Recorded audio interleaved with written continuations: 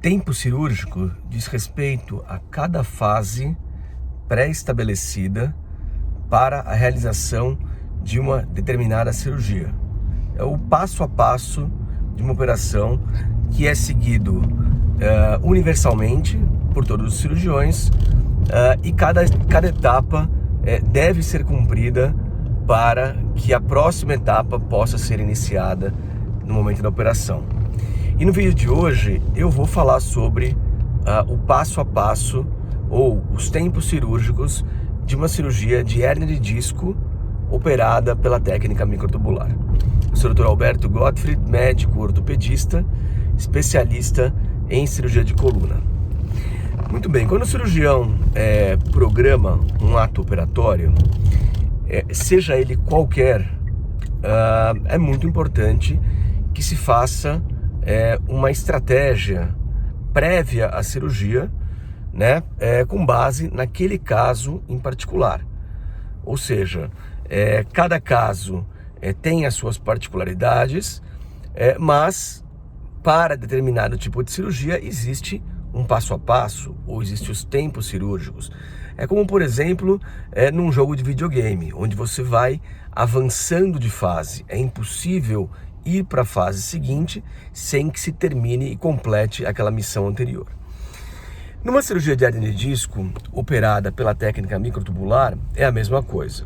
Então eu vou tentar sintetizar aqui para vocês, né, quais são os passos mais importantes que o cirurgião completa do começo até o final de uma cirurgia de hérnia de disco lombar pela técnica microtubular. Né?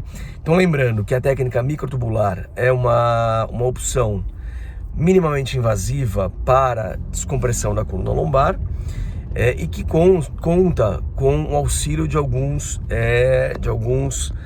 equipamentos que são indispensáveis. Né? Um primeiro deles é um bom microscópio. Segundo, é um conjunto de afastadores de cânulas, né? Cânulas de espessuras diferentes que servem para manter a musculatura afastada por onde a gente vai trabalhar. Nesse caso, nós utilizamos uma cânula de 14 milímetros de diâmetro, mais ou menos como uma moeda de 10 centavos aqui no Brasil. Então, 10 centavos, uma moeda de 10 centavos tem mais ou menos esses 14 milímetros.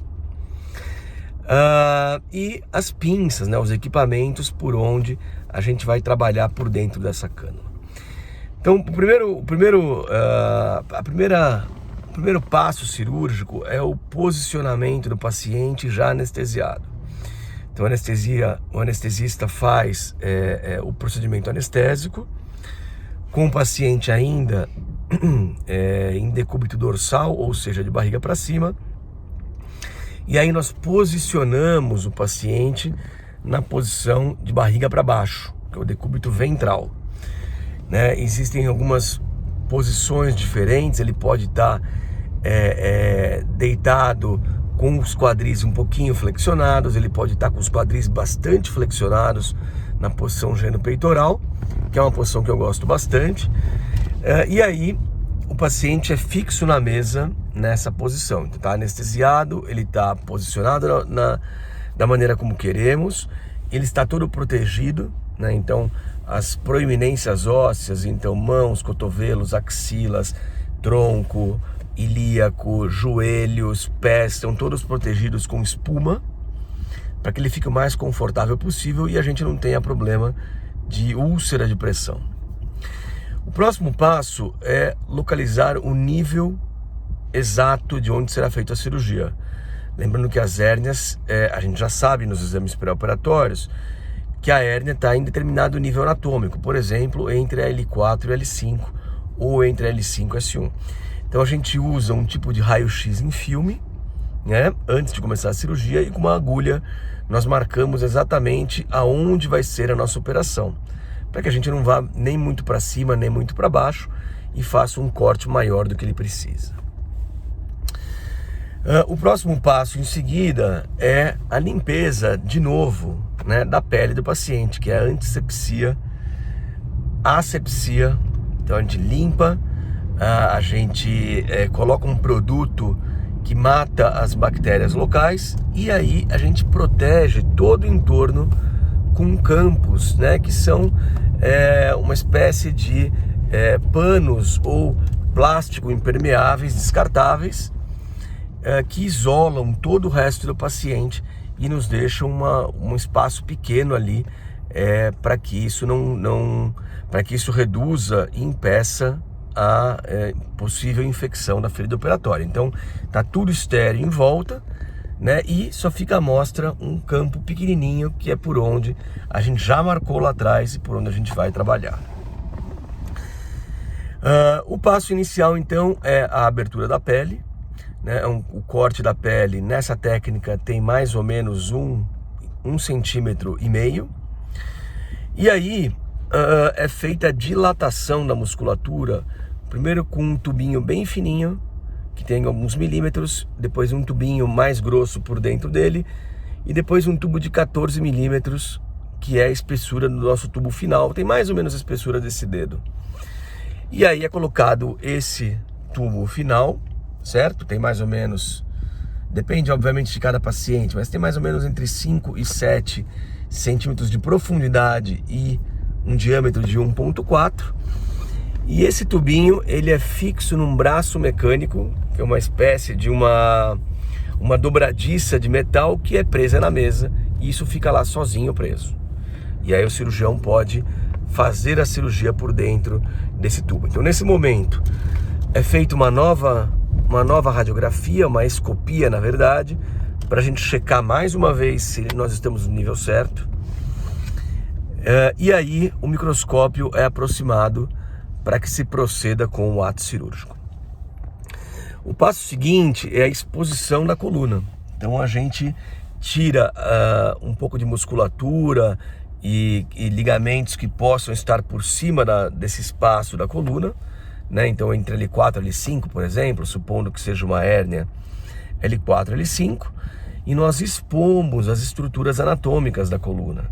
Então a gente expõe a lâmina, a gente expõe o comecinho do processo espinhoso, a gente expõe a parte medial da articulação e principalmente a janela interlaminar, com um pouquinho do ligamento amarelo, que é por onde nós vamos entrar no canal vertebral. Então nesse momento nós usamos uma espécie de um esmeril, que é um drill, que ele de uma forma bem gentil, ele tem alguns milímetros, a gente usa de 3 milímetros. Ele abre um pouquinho a lâmina, né, o espaço interlaminar, a gente abre alguns milímetros para expor o ligamento amarelo que está embaixo. O ligamento amarelo, por sua vez, é ele que recobre o canal vertebral, ou seja, por dentro do ligamento amarelo, por baixo, perdão, do ligamento amarelo, né, que é removido em parte. Então a gente faz um pequeno furinho no ligamento amarelo para poder ver as estruturas neurais embaixo. Então tem o saco dural ali embaixo, que por dentro passam os nervos da cauda equina. Então esse é um momento que é muito importante fazer uma boa hemostasia, que significa a coagulação de pequenos vasos sanguíneos que estão no interior do canal. Tudo isso é feito com um eletrocautério, né? A gente usa um eletrocautério bipolar e também hemostáticos em pasta, que ajudam bastante a não deixar sangrar. Então, exposto essa parte dos elementos neurais, o que a gente precisa fazer então? A etapa seguinte: procurar e tirar a hérnia.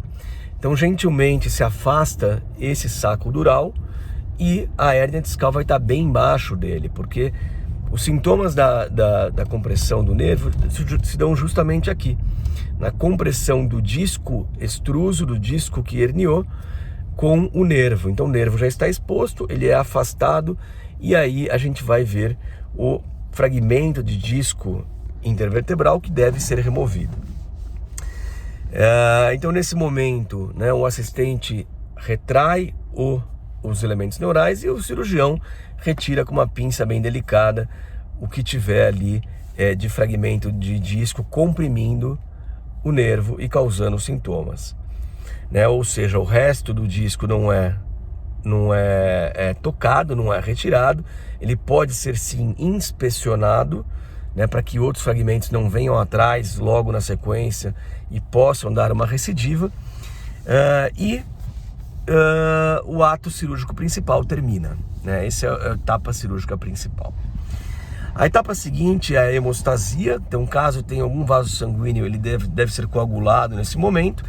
E aí se procede com a retirada da cânula. Na hora que se retira a cânula, a própria musculatura toda vai aproximando, a cânula vai sendo retirada, a musculatura vai voltando para sua posição original, até que sobra um cortinho pequenininho de 1,5 cm na pele, e esse corte é fechado, é irrigado e fechado, sem colocação de drenos.